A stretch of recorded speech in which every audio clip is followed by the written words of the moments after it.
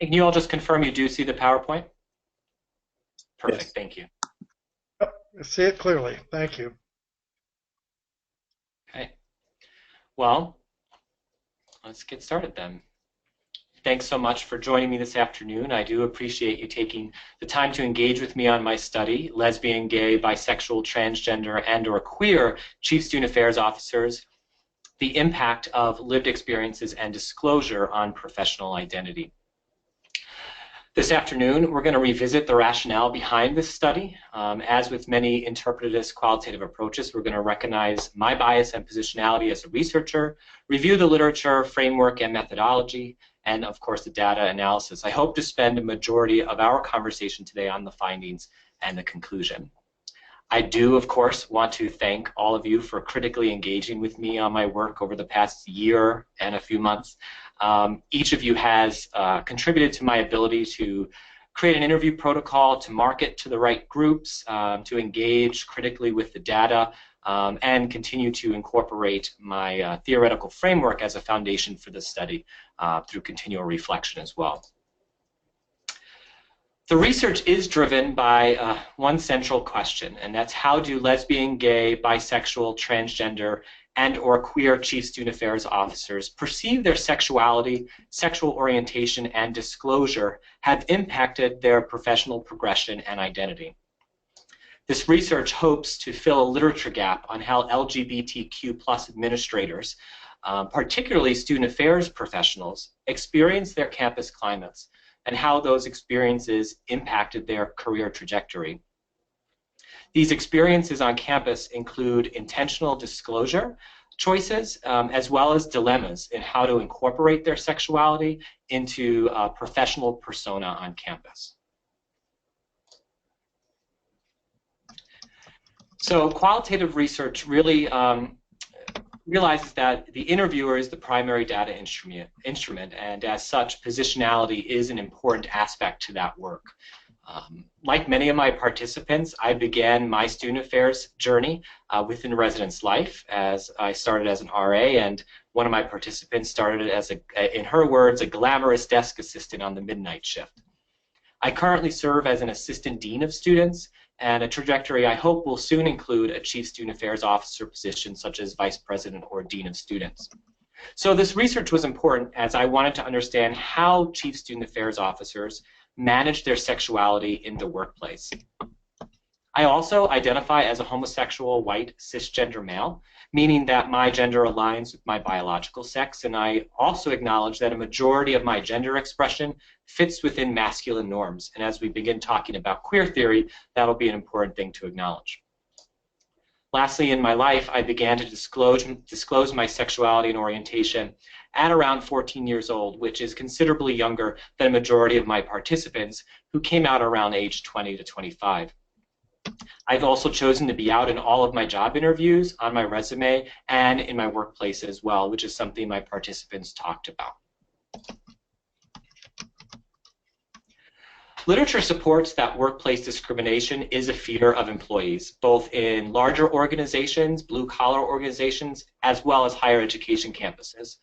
While multiple studies discuss fears of retribution for being out around application, hiring, resume review, salary, and overall comfort of employees in the general workplace, it persists as well for faculty around things like tenure and applications. Few studies focus on the experiences, though, of LGBTQ student affairs professionals. Most of the studies that did focus on student affairs staff were extremely dated, mostly in the 1990s. And again, most of the studies focused on students and faculty experience or an overall campus environment, nothing necessarily on student affairs specifically. For women, these practices are called the glass ceiling, and Swan in 1995 referred to this as the lavender ceiling. As marginalized groups, LGBTQ individuals often must serve as a spokesperson as well for all things LGBTQ related, and are often scrutinized for this invisible tethering to their LGBTQ alliance or allegiance. Queer theory was used to frame the study. Unlike its predecessor, LGBT studies, which historically amplified LGBT voices and story in a post-positive paradigm, queer theory is much more critical and focuses on the systems, including human systems such as society, that perpetuate gender expectations, one of which is sexuality and sexual orientation. Queer theory attempts to highlight sexual orientation as a construction, a social construction, and deconstruct how sexuality has guided what is normal behavior, accepted, versus what is considered or deemed judged abnormal. Seminal authors for queer theory include Judith Butler, Patrick Dilley, Eve Sedgwick, as well as Michael Foucault, although his work is highly referenced in queer theory, but focuses mostly on sexuality in general around the 70s. This diagram expands on Stein and Plummer's description of queer theory, and it illustrates sexuality as a social construction, where gender is described and created as either male or female, a binary, and society then decides how those genders should be performed. These dominant forces then communicate through knowledge, learning, and transfer what is acceptable performances and what is unacceptable performances, and then normalizes that acceptable behavior. This becomes heteronormativity, and then discriminates or outlaws inappropriate behavior, also known as heterosexism. Queer theory, in everything that it studies, centers sexuality and gender, and then deconstructs whatever experience it's studying based on gender and sexuality and how the system is, if you will, judging that experience. This particular study was a qualitative study and interpretive phenomenological analysis. 14 interested people contacted me, and after a 5 to 10 minute screening via phone or email, I created a sample of 8 LGBTQ Chief Student Affairs officers. I utilized video recording and semi-structured interviews, and for the most part I utilized Skype. Purposeful and snowball sampling was used to recruit a homogeneous group via NASPA, ACPA, and the LGBT Presidents in Higher Education group. All the participants ended up coming from referrals in the LGBT Presidents in Higher Education group. I'll touch upon the importance of that group later in the presentation.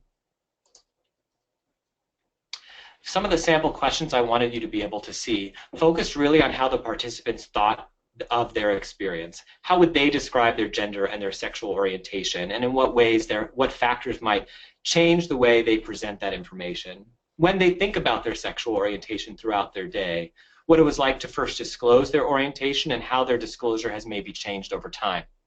I also want to know how they believe their current position was impacted by their sexual orientation, and how they think others perceive their sexual orientation impacts their role.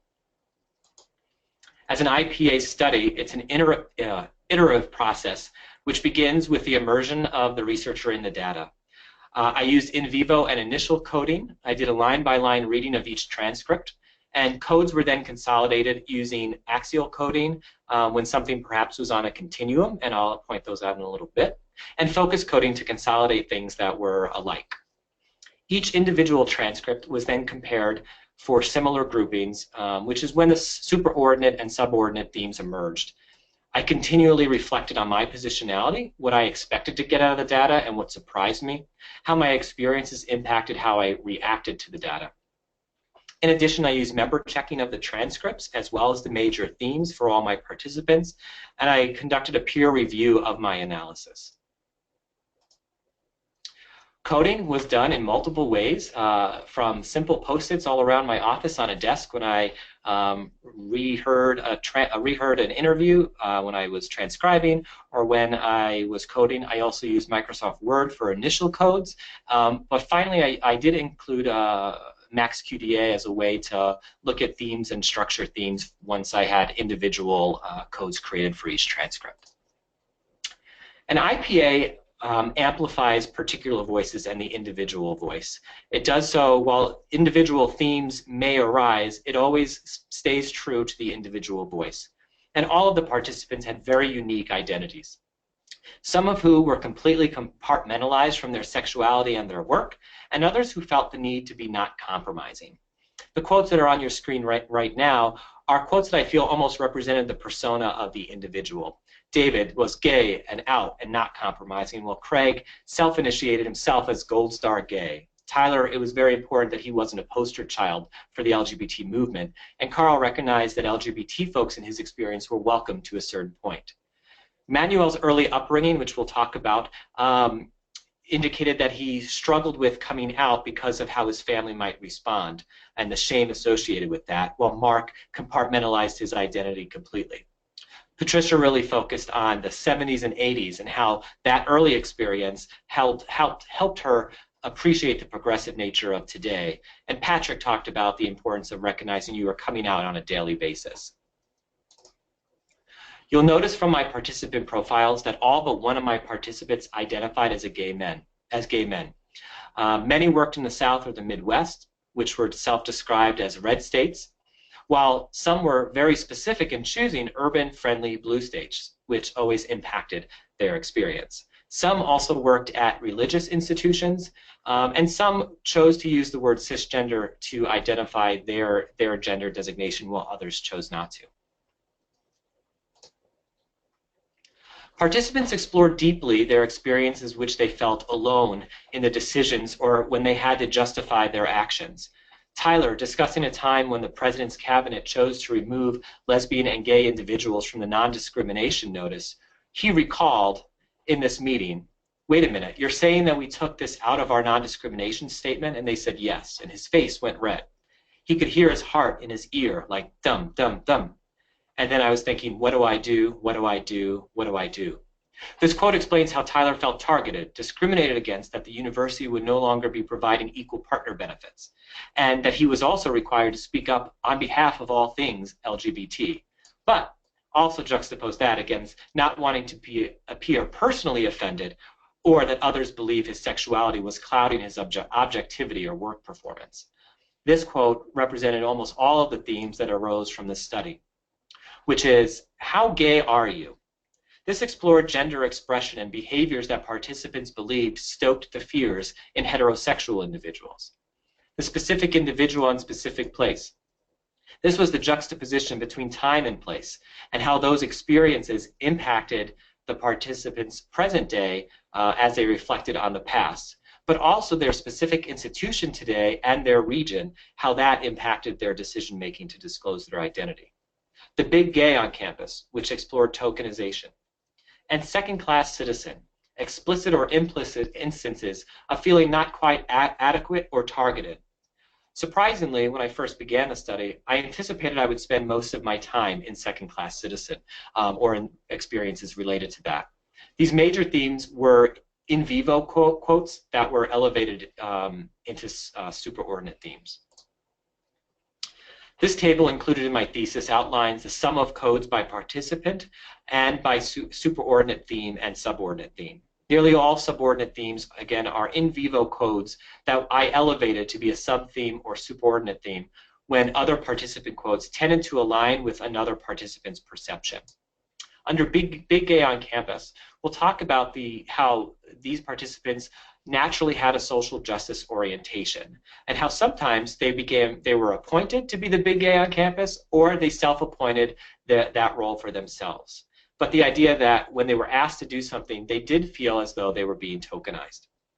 For second-class citizen, we'll talk about the idea that they always felt cautious of potential scrutiny and literal, physical, or social consequences to their sexuality.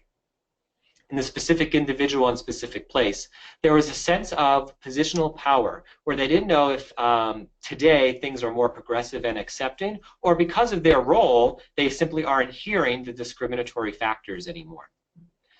We talk about regional and state culture and how that impacted their decision to be out on campus, as well as time, things like AIDS and Stonewall, and how living through those experiences changed their perspectives today.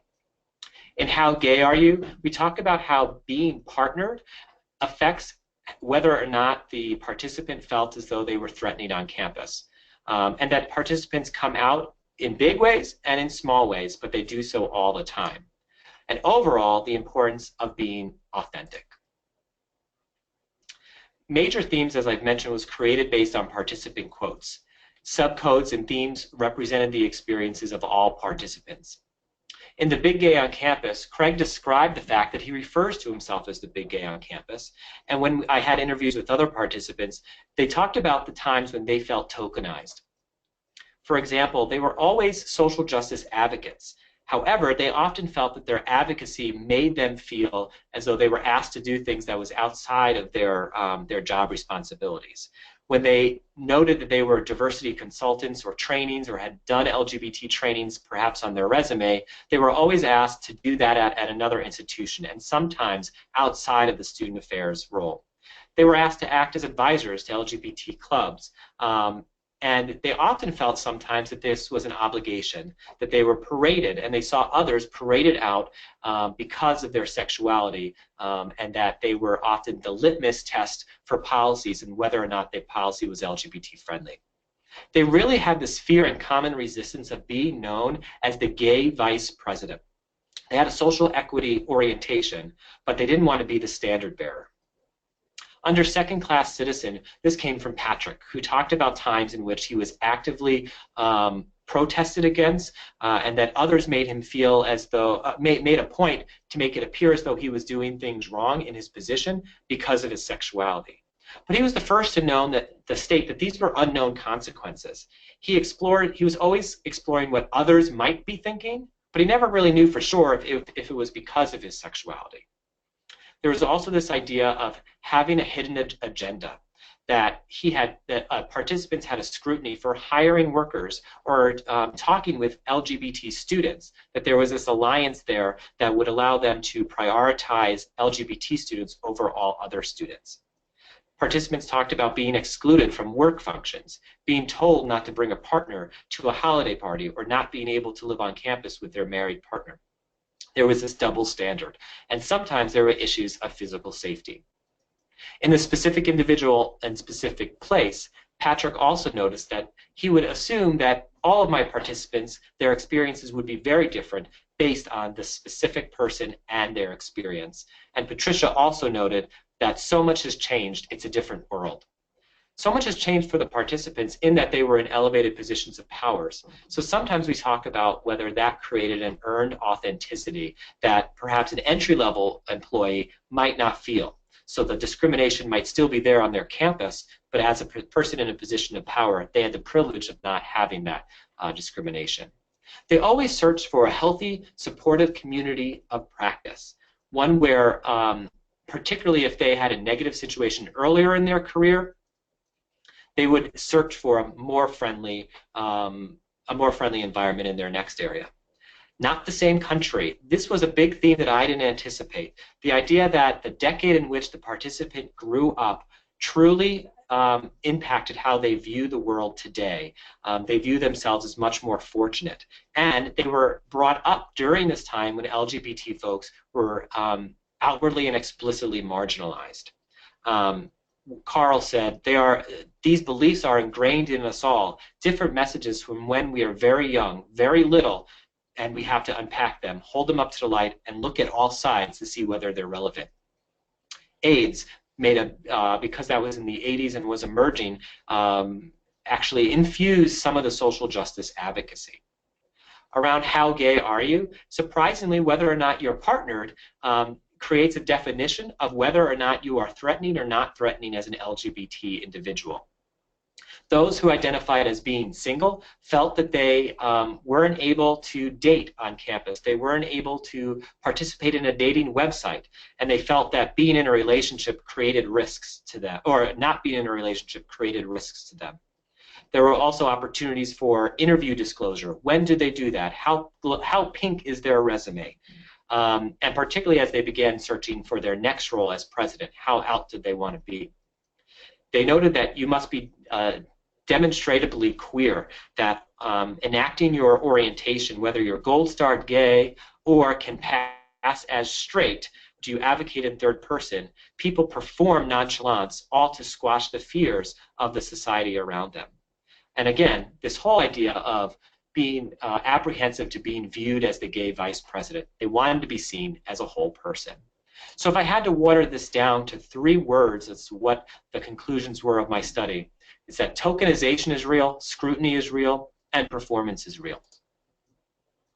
Related to the literature, CSAOs all appear to have an orientation and passion towards inclusion and diversity. However, they had to manage these identities and passions in order to not appear to give preferential treatment. Connecting to literature notes that student affairs staff are often being asked to be diversity educators. Although CSAOs may act as advocates, as Roberts 2005 notes, they may leverage their minority status and feel as though they can amplify their LGBT status. At the same time, they face fear of in-group allegiance or calls that they are being preferential.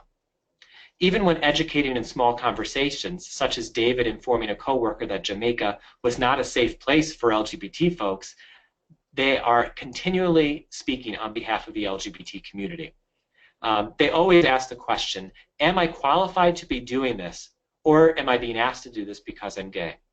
And there's plenty of workplace bias literature, particularly around resume critique, interviewing, and satisfaction at work. Disclosure decisions were made based on how others would perceive that disclosure, not whether or not the participant wanted to be completely out.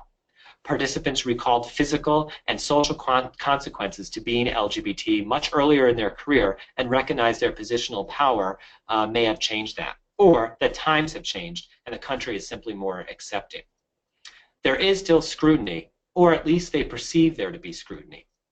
One participant, for example, was asked to look into partner benefits for their institution, but he found the courage to say, I can't represent all gays, if you will, on this issue. That's HR's job, not mine.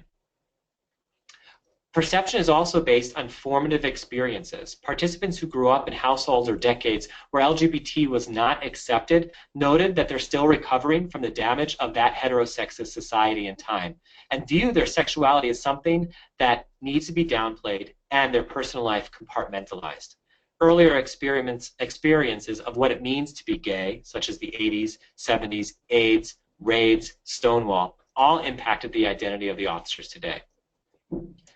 Many authors explore dress and adhering to gender norms. This study reinforced that some participants recognize their ability to appear less flamboyant, or maybe a conscious decision to not be so gay, may contribute to their success, including whether or not they're partnered, as being partnered reduced the fear of promiscuity and inappropriate relationships with students. Straight acting is reducing flamboyant or feminine traits and helps achieve privileges afforded to dominant groups, but at a cost to feeling authentic. In essence, they choose a mask. These masks are purposeful and temporal, as illustrated by the Pulse nightclub shooting after the election, which participants reacted to after their initial interviews. As Manuel noted, he says that identifying as a social identity that faces oppression placed an emphasis on my need to respond and address campus concerns. He also goes on to note that his president is asking him to step up and lead diversity initiatives after the Pulse nightclub shooting. Participants evaluated the system itself to see how it welcomes, accommodates, or excludes LGBT individuals from their campus. Some examples include health insurance, partner benefits, gender-neutral facilities. These are all part of sense-making as to whether or not a campus is welcoming. Participants recognized that gendered norms were present, and they masked their authentic identity by passing or compartmentalizing their personal and work life. One participant was very clear that he did this only because he was gay. And sexuality was often a distraction. Although it embraced identity, participants were concerned others were thinking about their sexuality. Others were centering their sexuality when participants only wanted to be judged by their forward-thinking decision-making and their drive for student success. Participants feared being viewed as the gay VP. The importance of time and place was something my bias did not allow me to foresee. I grew up in a liberal household and mostly a liberal area of New York. My sexuality became evident for me in the 90s when the first gay teenager was on television and programs like Will and Grace began to normalize marginalized sexualities. I didn't recognize how my participants went through a very different time. Safety is temporal, as the timing of my study illustrates. There was a sense that physical fear was gone and only social stigma existed. But the Pulse nightclub and election has changed those perceptions that pure progress was a constant, but now it might be a paradigm shift that can occur at any time. And lastly, all of my participants were male except for one, and no bisexual or transgender participants were identified. All were also out in the workplace and had supportive supervisors, which we'll touch upon in a second. In the calls for action, I would say that if all allies can be educated, then they can fill the role themselves of being the big gay on campus. I didn't realize the experiences of participants were so formative, so I recommend training not just talk about cultural competency, but focus on narrative sharing as a powerful tool. Campuses also need to be proactive in not asking their gay VPs to stand up for all things that are negative, but look for unwelcoming policies themselves. And lastly, the Presidents in Higher Education group were huge supporters in my project. Personal messages, forwarding to specific people, participants all came from the LGBT Presidents group. And part of each discussion with participants was how supportive that group was for each other and lower level administrators. Participants explored how many of their current or previous supervisors were gay, which is how they learned about the study. Having a supportive LGBT role model is helpful in their transition to a central leadership role. So a similar group should be enacted and would not just be helpful for camaraderie of Chief Student Affairs officers, but also for emerging professionals to see the benefit and experiences of Chief Student Affairs officers. In essence, professional identity seems to be a consequence of the perception of others. LGBTQ Chief Student Affairs officers are constantly reacting to how professional others perceive them to be, and their success is often dependent upon it. So thanks for listening, and I open it up to committee conversation at this point.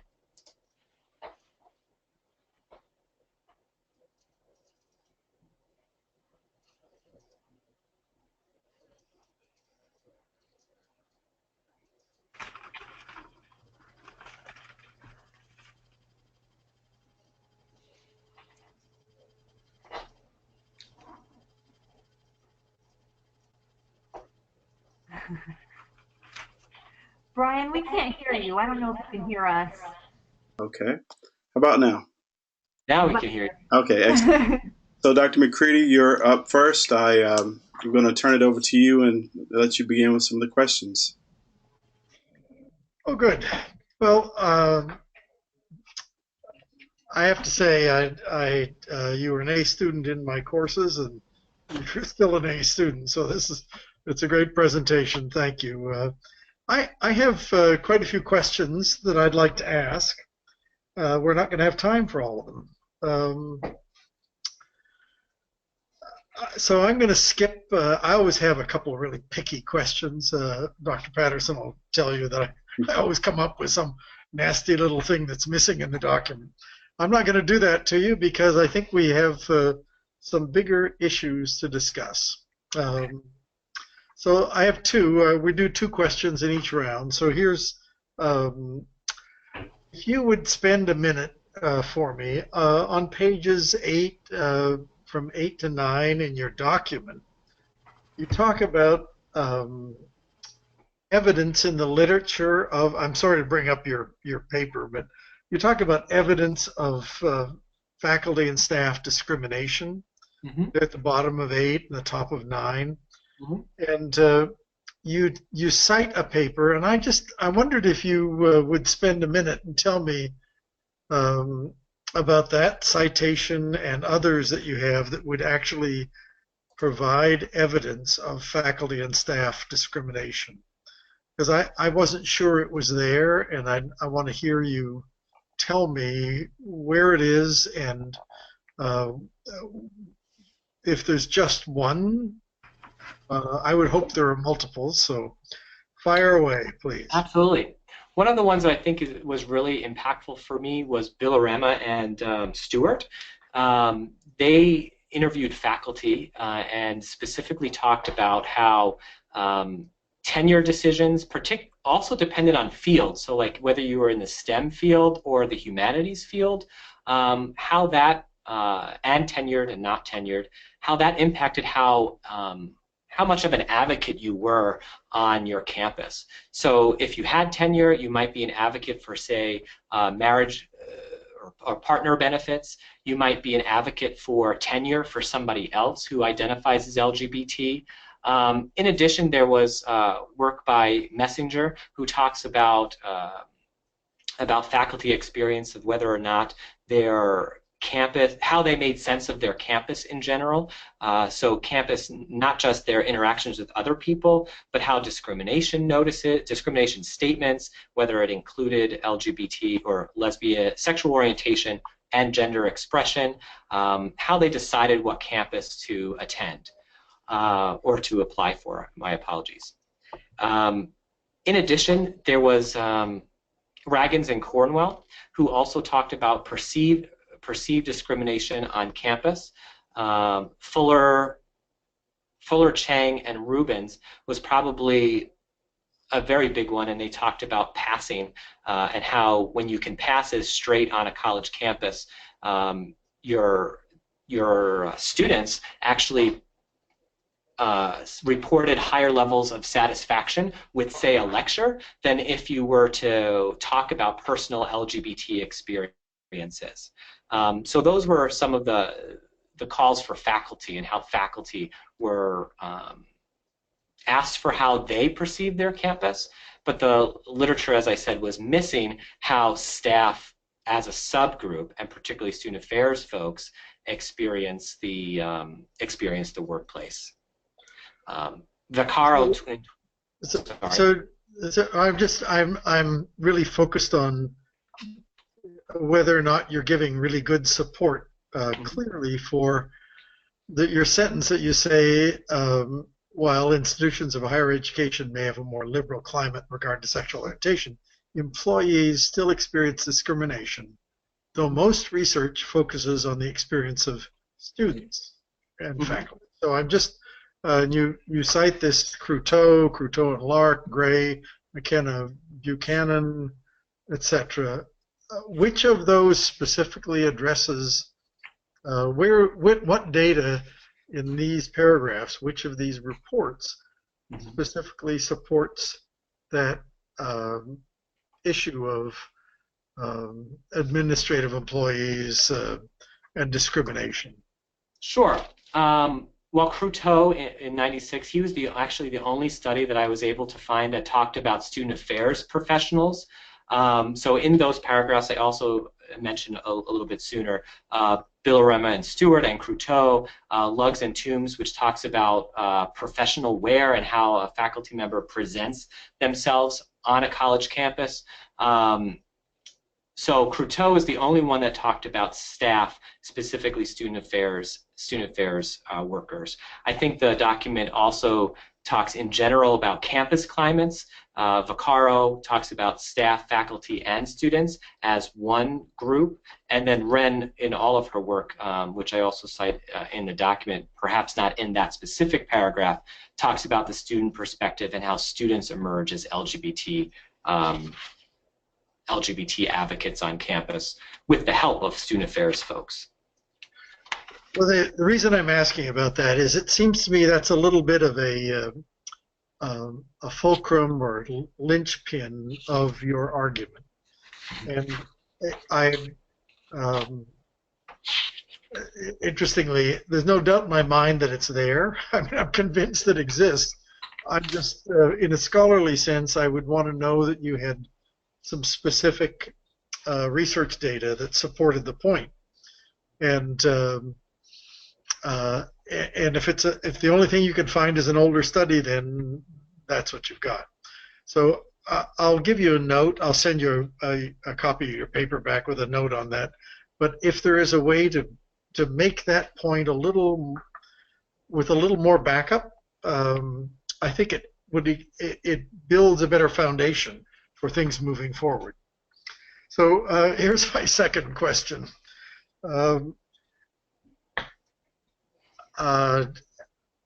You know, I look at myself and I know where I stand in the world, and I'm constantly learning. I'm fortunate that I have some gay and lesbian friends who are very gentle with me and explain things to me. And I even now have 2 queer friends, and I'm accustomed to seeing them in dresses with their beards. So my world is expanding. For an old white guy, I'm really getting there. but I have a question for you here. As I listen to your presentation and read your document, my question is this: if this were reviewed by a lesbian, Mhm. and comments were given to you by a lesbian as to uh, criticisms of your wording and your approach, what do you think those criticisms would most likely be? Because Sure. I think I have something in my mind. I'm asking you what you've got. Sure. I think what's really interesting when I decided on queer theory, I was very apprehensive to queer theory, but I could talk about that in a little bit. One of the theories that influenced me to use queer theory was muted group theory, which emerged from a feminist perspective that men create language, and that power dynamic is situated in a male paradigm. I would say that if a lesbian, or even, to be quite honest, a woman, and I do know of some lesbian women who have reviewed this document, they would argue that these men are in position of power. So as I said, only one person, Patricia, was a lesbian female. The rest were all men. So they automatically have privilege moving around this world as all but one white men. I'm sorry, all but two white men, but also just men. That we talked about all the times in which they were marginalized or they felt marginalized, but I did not mention the times when they felt they could stand up and make an argument and not be questioned as a male. One of those times is when Tyler was able to go into a meeting and say, this isn't about if we're doing this, it's about how you are going to do it, right? Some of that was his position of authority, but it was also that he might have been a male in the room. So I think that that would come across in from potential readers. So my concern, to be very specific, is throughout your presentation and written very much into the text is a strong orientation toward gay and insufficient, in my view, mention of the lesbian perspective. So I would think, I have one very militant lesbian friend, and I would say she might say, well, get that, change that title from LGBTQ to gay, because you didn't really include a lesbian perspective. So I'm presenting that strongly. I'm asking for your reaction to that. Yeah, it was mentioned in one of my the slide on future research opportunities that the call for participants was very broad, and not even just LGBTQ, but then became LGBTQ plus. It was through ACPA and NASPA and all their sexuality.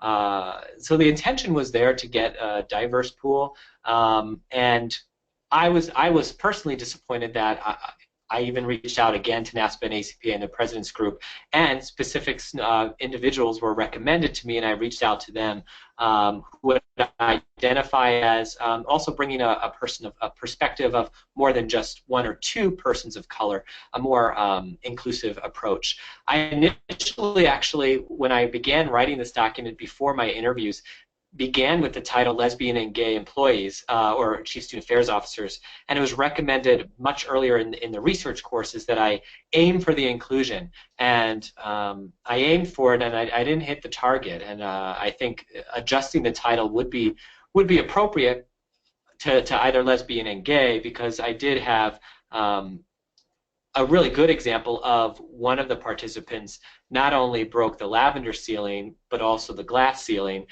And not even just as a Chief Student Affairs Officer, Patricia now is in a presidential role. So I think her voice can be amplified a little bit more in the literature, in the document.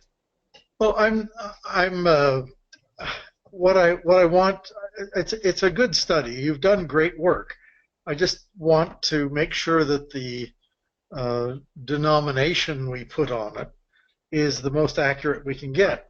And especially I had this feeling about it after I'd read your document. And as I listened to your presentation, there was a very strong gay orientation, which in and of itself is fine, but where you're presenting it as an LGBTQ plus in the Right. abstract. And most of your data and your orientation in discussing it is more gay than anything. I don't know where we go with this, but I raised it as a question because I believe you're going to get some good mileage out of this study. It's a great study. One thing that it wasn't concerning to me, but queer theory in general. So we're as I said in my future research, queer theory would see gender as how everyone else is constructing gender, and how the world is making us see that there's a different experience from being a male and female and gay and lesbian, and those are different experiences. From a queer theory perspective, I would almost want to use Patricia's, she identified as a lesbian woman, but throughout her interview chose to use the word queer when describing others, or even sometimes herself in her experiences. And queer almost is much more encompassing and doesn't call gender out specifically. So that might be an opportunity for me to at least make language more inclusive without saying the experiences of 7 gays and 1 lesbian. I'll relax for a minute and let Dr. Michelle go ahead. Great, thank you. I actually really appreciated that last question, and actually kind of set the groundwork for some of the questions I wanted to ask too. I had a similar question, and as a lesbian reader, perhaps I was intrigued to get Brandon's take on what a lesbian reader might take out of this. So yeah, I absolutely had some similar kind of thoughts and concerns, and I actually think that there's some interesting ways to approach it. So actually, I wonder if my question for you might be kind of getting at this. So in your dissertation, you define sexuality as gendered performance, which I'm someone who does gender studies and performance studies, so to me that's language that I really connect to right away. But I'm hoping that you might tease this definition out a little bit now, right? So it's interesting to hear sexuality described as gendered performance, right? So you're making some interesting links between sexuality and gender. I'm hoping you can expand on. But secondly, I'm also wondering if you might consider how misogyny and sexism specifically impact the cisgendered gay men in your study. And I wonder if talking about misogyny specifically in relationship to perceived feminine characteristics might help to complicate or unpack some of the concerns around only dealing primarily with gay men.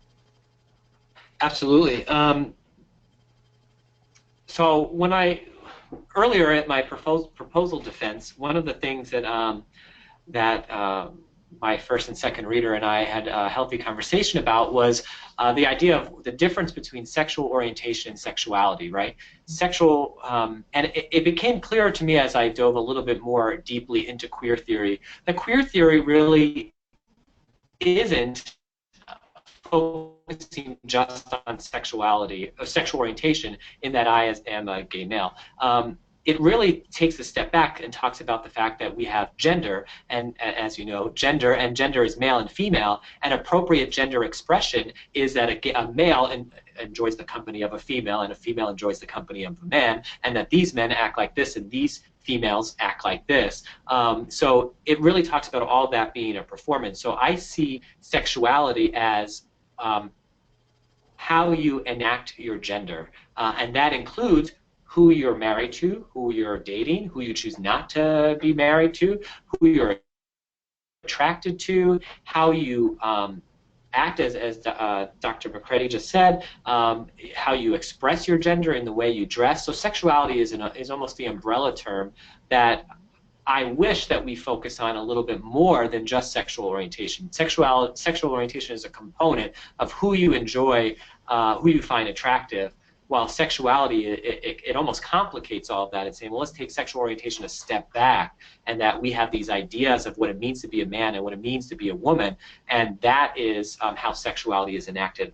I actually thought very similarly about misogyny when it came to the quote of Tyler, who said that he did not stoke the fears in others because he could pass. And he said, I believe I move through the world better because I pass as straight versus my colleagues who have more feminine traits.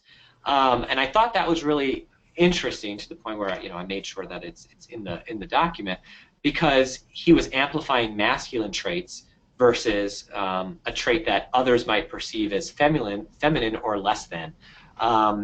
So I believe that all my participants were actively involved in social orientation, not just on racism and orientation and sexuality, but equality for men and women. But surprisingly, that didn't come up. The idea of women's studies, or making sure that all participants on campus, Title IX, for example, those things didn't come up. And I think it would be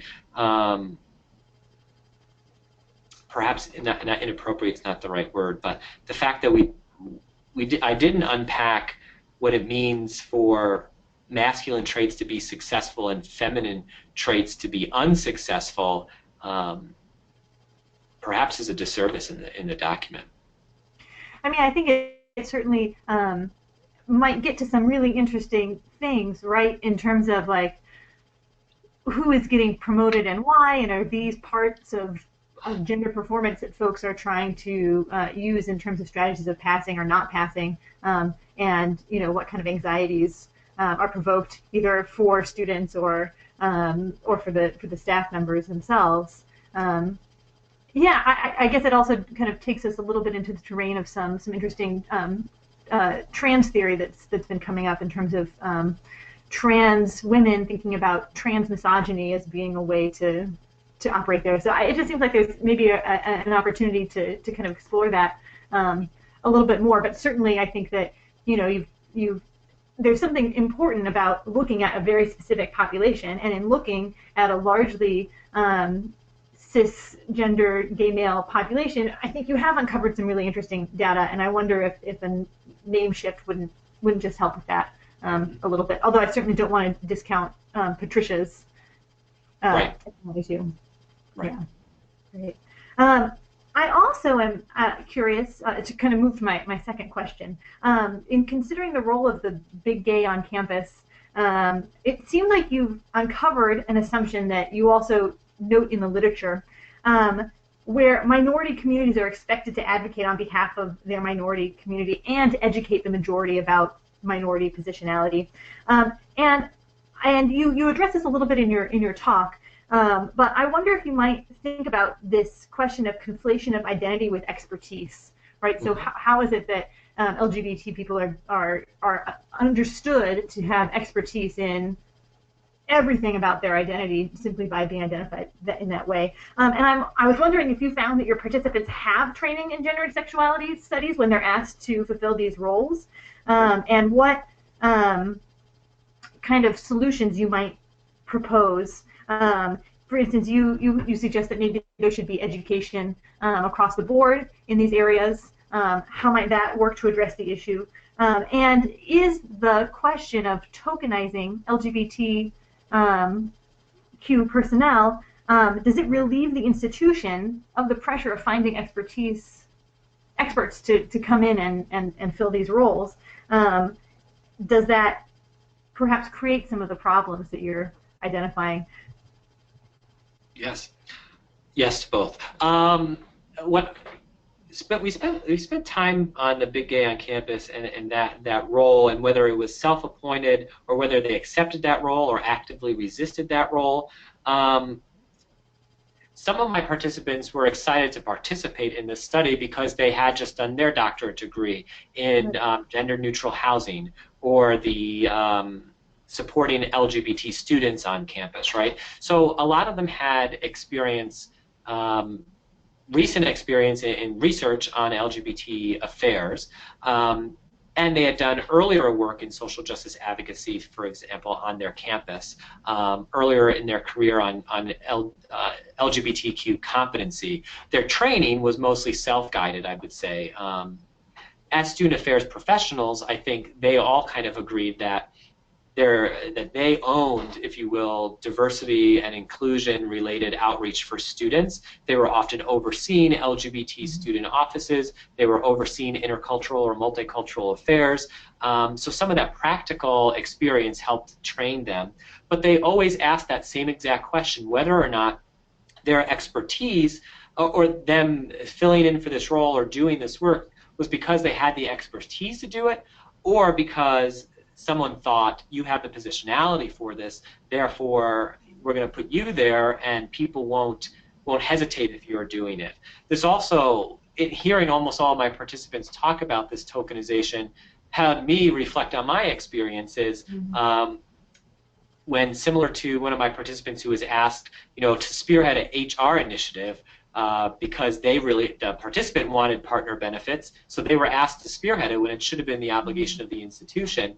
I thought about the times when I'm asked to go speak on what it's like for gay students on our campus to other offices, when in reality I have very little experience on what it's like. I can assume what it's like for gay students on our campus, but that's not my experience. I haven't researched that on this campus, right? I can make some assumptions.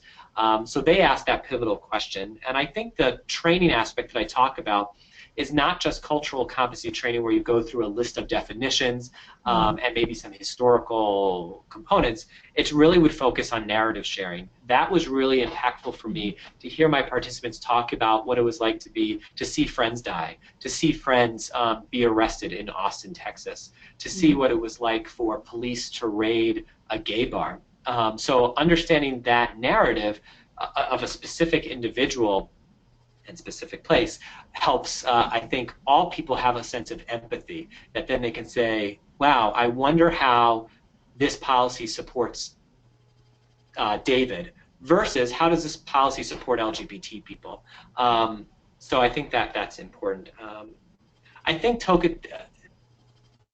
one participant, Craig, said that, I see myself as the big gay on campus, not tokenized, but I do represent all things LGBT to faculty and staff. So he resisted feeling tokenized, but I do think, for example, a lot of the participants talk about being the only gay or lesbian person on campus or in a president's cabinet. And whenever campus climate or LGBT-related policies was discussed, they would serve as the litmus test. Literally, all heads would turn in that direction to see what that person thought. And the idea of educating on narrative for everyone is that they are already empathizing with that experience and not relying on someone else to tell them this policy is wrong or this climate needs improving. Yeah. And to take it even just a step further, I wonder if we could throw in thinking about the construction of whiteness in there as well, right? And how LGBT people, it sounds like from your study, were often being asked to advocate on behalf of racial minorities as well, with the understanding that, well, if you understand what it's like to be minoritized or discriminated against because of sexuality, surely you know what it's like in the context of race too. And you mentioned some of the complicated feelings that your participants had surrounding this issue. Yeah. So I guess that I kind of wonder if these kinds of trainings might go hand in hand, or if we might also consider exploring the dimension of whiteness that is prevalent among your participants. Mm-hmm. And Manuel mentioned that, the importance of that he didn't know if, because he's the expert in student affairs, he was asked to communicate about Pulse nightclub, about police shootings of individuals of color. He was communicating the message on behalf of the institution, and he didn't know why, whether that's because he identified as a member of a marginalized group, whether it's because he led student affairs. Participants tended to struggle with, am I an expert, or is it because of my identity? It's an unknown scrutiny that they're always juggling, how their identity is playing. They want to appear as authentic and not be seen as, again, the gay VP. They want their whole person to be included, but it's hard when they feel that others are making judgment calls that might prioritize their sexuality or sexual orientation. Well, thank you. I'll let Dr. McCready take over again. Well, I'll just, I'd like to support Dr. Michelle's comment here. I don't know if this is working. Are you seeing my screen? Yeah. Mm-hmm. Yes. So you see, I gave you a note in the document saying, you know, we ought to put that definition of sexuality into your. This is your page 21 definition of terms. Mm-hmm. So Dr. Michelle's comment that you probably ought to think about putting a definition in, I'm right there too. That was exactly where I was thinking. It just needs to be very specific, called out in a scholarly manner. And Dr. Michelle has given you a little broader reach on it than I would have been satisfied if you simply said, you know, the two common definitions in the dictionary. First, sexuality is what is predominantly used, but within the LGBTQ community, sexuality is most frequently used in a different manner. Mm-hmm. But Dr. Michelle has given you an even broader view of it. I really strongly suggest that should be part of what we're thinking about. Okay, I'm Mr. Barile. I am looking at time, and I'm going to give you just one question since we're at the hour time period. And this is an introspective question for you. I wonder if you could, off the top of your head, give me a list of things that you can see in your own perspective that have changed as a result of doing this research. Mentioned your recognition of the importance of time and place, and as a person who came to the United States as an immigrant from a country where there was no discrimination or slavery, and arriving in the 50s in St. Louis, Missouri, and downtown St. Louis, and the things that went on there, racial, and then over time the gender issues and the changes. I get the time and place issue. My question is, do a little inventory in your thinking of how your perspective has changed. Sure. One thing that was really I thought relevant was the time and place is important, but I also didn't recognize my own privilege in how I not grew up, but I had a very supportive family for the most part, compared to Manuel, who his family still asks, when are you going to get married? And I kind of just thought that when you grow up, when you become a very powerful figure on your campus, of course all things are great, right? All things are, you've come to terms with all of those issues that occurred earlier in your life. I also really honestly did not think a person today would compartmentalize or segregate their work life and their personal life. The fact that people in Mark's personal life do not know what he does for his job, and people at his work do not know anything about his personal life, I felt a privilege in being able to share that openly, to be able to be on a panel, to walk on campus with my family. So I really had to check my privilege in being out. The other thing was the idea of the big gay on campus. I never asked myself, so I'm actually, my experience has been tainted by this study. Whenever I was asked to go speak with the admissions folks on what the gay perceptions are of gay students on our campus, and also asked to lead an LGBTQ resource center on campus, I'm in residence life. I thought, as I was being asked to do these things, that this is because I've shown myself to be a leader on campus. I've shown and it's very possible, I've shown myself to be knowledgeable on these issues. But once we started talking about tokenization and the idea of being asked to fill in an LGBT role in different parts of campus to be the face of these issues, I started to question whether or not I was asked very specifically to represent this. When I shared this with a colleague, she said, She's a staff member of color, and she said, "Why do you think I'm still on all the admissions panels? I left residence life 5 years ago, yet admissions still asks me to talk about residence life on campus." And it's because I'm a blackface, in her words, on that panel, and there's not many of us on campus. So I thought that's probably another big change for me in how I critique my experience and how I walk throughout this campus.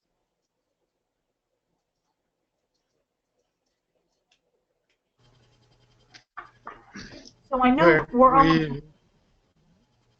We'll move right along, Dr. Michelle. Sorry about that. Yeah, I know we're almost at time. So Dr. Patterson, do I have time to ask another question, or should we wrap it up? Yeah.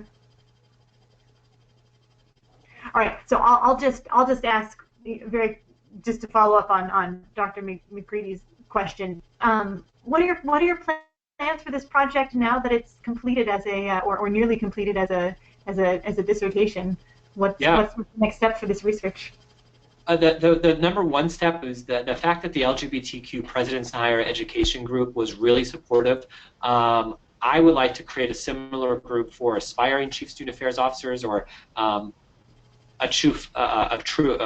group for Vice Presidents, or at least share with them that it's important that aspiring workers see that you can crack this lavender ceiling, and understand what their experiences are, how they manage being a litmus tester on a president's cabinet, how they interrogate their own positionality, perhaps, or I would like to start a group like that, or work with some of these participants. Some of these participants have asked if they can be on a panel at NASPA. So when I present this, I do plan to present this and to write on some of the subordinate themes. So big gay on campus and how gay are you are things that I already see being able to talk about performance, gender as a performance, and tokenization in the NASPA journal and at NASPA conferences for student affairs professionals. Fantastic, thank you. Excellent. So Brandon, I want to thank you for taking the time to answer those questions. I'm going to ask you to log off. My colleagues, will you stay on with me for a few more minutes, and we'll talk a little bit about Brandon's work and what the next steps are. All right. Goodbye.